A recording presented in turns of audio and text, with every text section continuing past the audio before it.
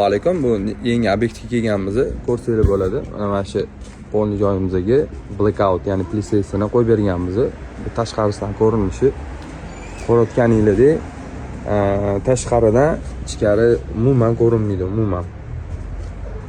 Mana ko'rsanglar bo'ladi. Har bittasiga alohida qilib berganmiz. Tepa qismi ikkita, pasti ikkita alohida bo'lgan. Obyektimizda, ya'ni ko'rib turganingizdek, har bitta oynasiga blackout ko'rinishdagi plastik jaluzilarimizni qo'yib berganmiz. Hozir ishlatib tushuntirib beramiz. Ko'rayotganingizdek, blackout ko'rinishdagi jaluzimizni mokriy akvaga, mokriy lenti, mokriy karniz, mokriy mexanizm qo'yib berganmiz. Ishlashlari ham juda ham yengil.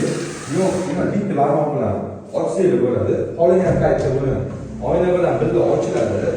Yo'kida bemalol xohlagan joylarga qarab qo'yib qo'yasizlar.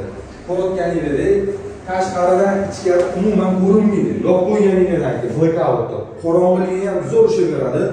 Issiqlik, ya'ni quyosh tushganda ham quyoshni nurini 100% gacha bashni to'sadi bunda.